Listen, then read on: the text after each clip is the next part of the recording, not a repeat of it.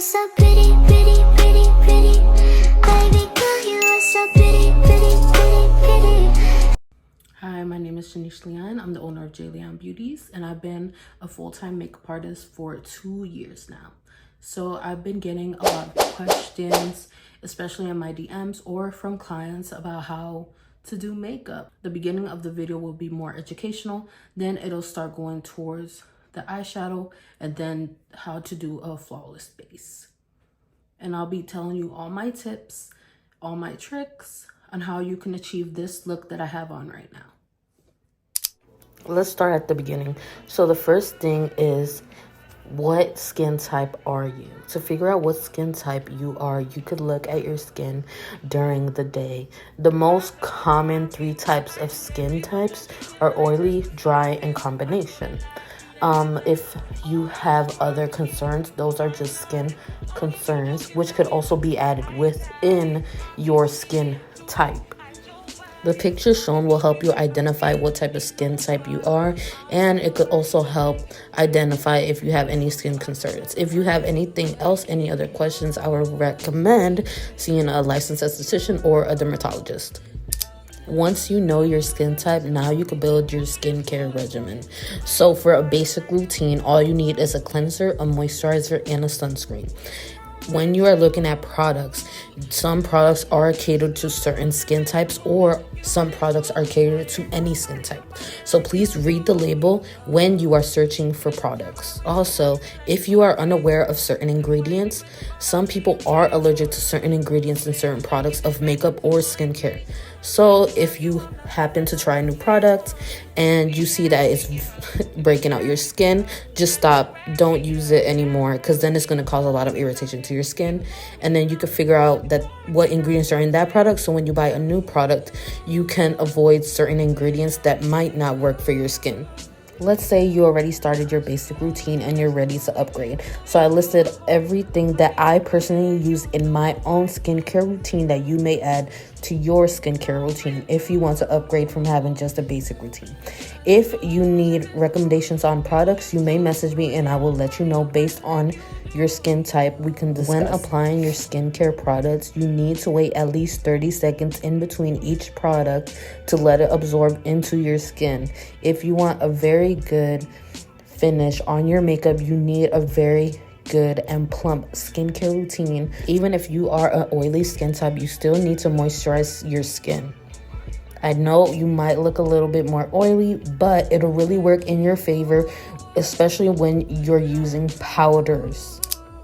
As good as you take care of your skin before makeup, you should be taking care of your skin after makeup. So after makeup, you should at least double cleanse when you're taking off your makeup.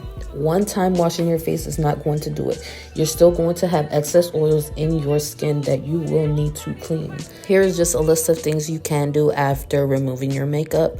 So if that's what you want to do, you can, but just make sure you are double cleansing your skin. After double cleansing, your skin will feel a little bit dry, but at least you know you got all those excess oils out of your face. So make sure you do hydrate your skin in some type of way as well.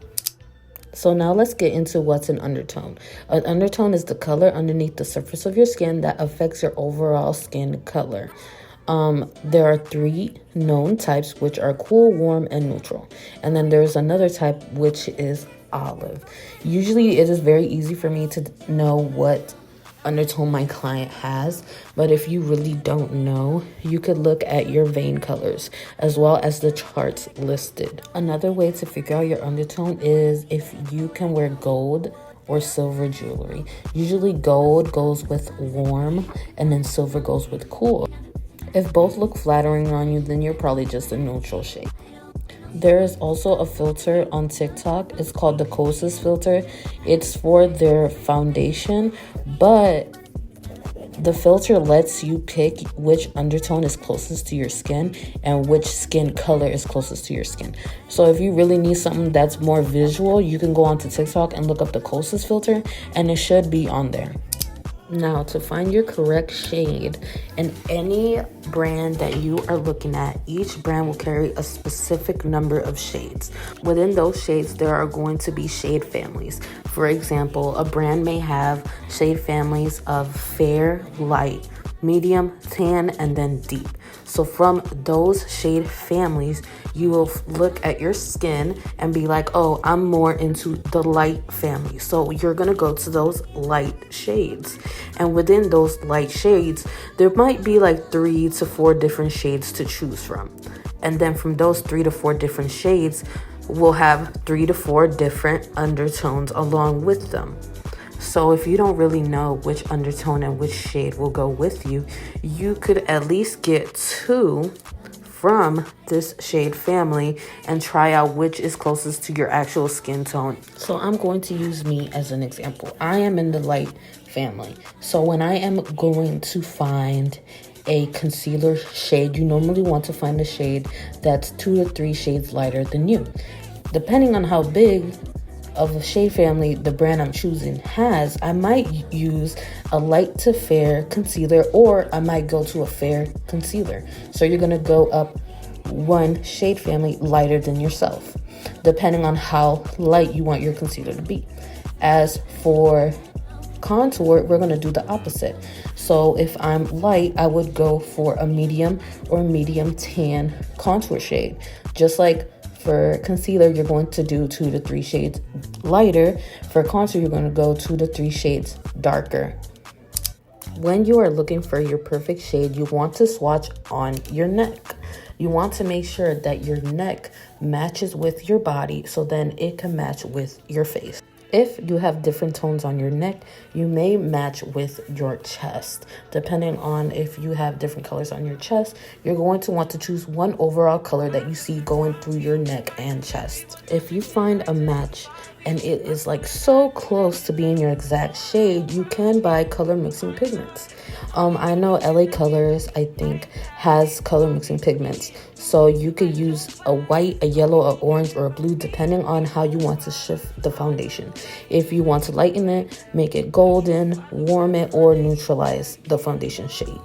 You can also mix foundation colors. Generally, I like to mix different brands of foundation together just to find an even skin color that I like. So now we can get into color correcting. Color correcting is when you want to figure out how to cover any blemishes, discoloration, or dark circles. So you will be doing color theory essentially. You will be using the opposite color of your blemish or discoloration to cover up that color under your foundation. So this step is applied before your foundation or whatever makeup routine you have. So you could use a light hand to blend it in, or a brush or a beauty blender. So I have this little wheel here, and I also listed all the colors to make it easier for you. First, I am priming my lip with my concealer before eyeshadow, and you just want to use tapping motions. Once you see you have no creasing, you could then move forward into the eyeshadow. So the first brush I am using is a fluffy brush. And for this look, I'm only using 3 colors. For the first color, I am using a light brown warm tone eyeshadow. Once you have that all over the lid, we're going to then downsize our brush, and we're going to use a dense small brush.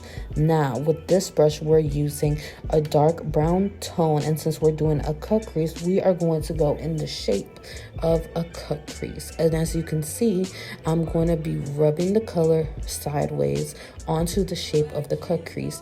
Then I'm going to diffuse it and start blending. And when you're blending, you're going to want to go in small circular motions, just like if you were using a pen, and just making little circles. And for that darker brown shade, you're going to lay it right under the first transition shade. For our final shade, we will be using a black, and we are going to do the same steps we did for the dark brown. And you're going to want to blend these 3 colors and up the pigmentation by applying more and blending more, just so it's as opaque as you would want it to be. Now, after all that blending, you are going to cut your crease. So first, I like to go in with micellar water and clean up my crease. Then I will go down and clean off all the excess eyeshadow that I don't necessarily need. As you can see, when I cut my crease, that took off a lot of eyeshadow, but no worries. I'm going to go back in and I'm going to raise all those colors even more, those Then I'm going to go back in with my micellar water and cut my crease again. If you find it difficult to do a cut crease, all you have to do is look at yourself in the mirror forward and look at when you're blinking, where is that crease? If you don't have a hooded eye, just look at where is that crease. So once you figure out where your crease is, you're going to want to make sure all of your eyeshadow is above where your crease is. So when you put that concealer, or as I use a paint, then it won't go anywhere when you're blinking. You could also take your concealer and do little dots above your crease. So then there's an indication of a line of separation in your mind of where you need to put your eyeshadow colors and where you will be putting your concealer. Now you want to make sure that your concealer is well blended. So then you're going to go in with your designated eyeshadow, or as I'm going in with a powder. Now, as you can see, I'm using the tape method to do my eyeliner. For a quick tip, I'm doing your eyeliner. You want to start very close to your lash line and then build it up. If you want a designated eyeliner tutorial, I could do that. Now I'm going in with my foundation. I like to spread my foundation around my face, and then I will go in with a dense brush and I will be buffing it in. I will not be swiping, I will only be tapping it in. Now to contour. The best tip I can give is when you are contouring your cheeks, you are going to start off at the top of your ear. From the top of your ear, you're going to create an imaginary line from that ear to your nose. And instead of dragging your contour all the way to your nose, you're going to stop at the end of your mouth. And that's where your contour goes. And you could also do contour on your forehead, under the chin, and your nose. After I do contour, I go into blush. And for blush placement, you can place your blush on the apples of your cheeks, or you could put it high up on your cheekbones. The preference is up to you. I use 2 different colors of concealer. So for my regular shade, I'm going to put it under my eyes, leaving a little gap for that brighter concealer on my forehead, down my nose, on my chin, and above my lip. And I'm going to blend that out with my Real Techniques brush. To get an even more better blend, I'm going to go in with my foundation brush as well.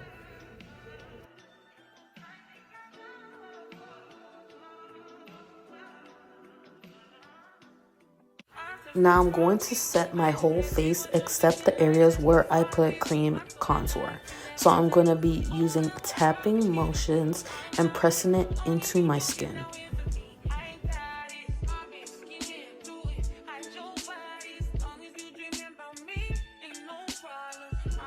Now for the areas I did not set, I'm going to go in with my powdered bronzer and my powdered blush.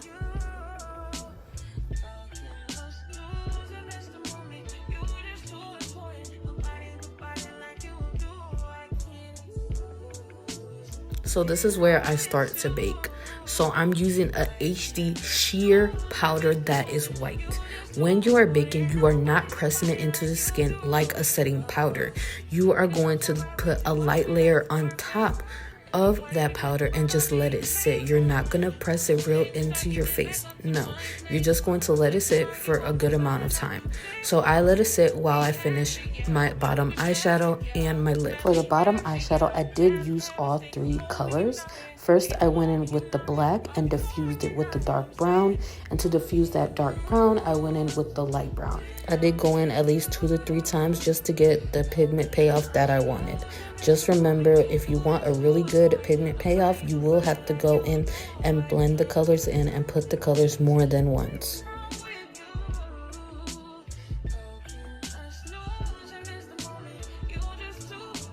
Now you can dust off your bake, and you could press it into the skin a little bit and then just wipe it off.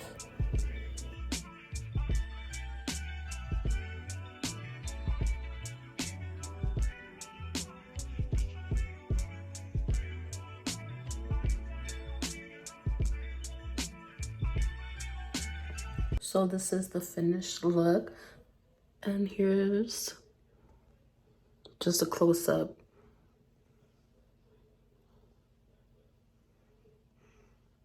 just so you can really see how the outcome is.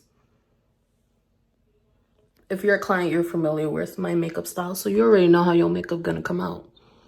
But thank you for watching, and I'll surely be posting again on here. So subscribe, and I'll see y'all later.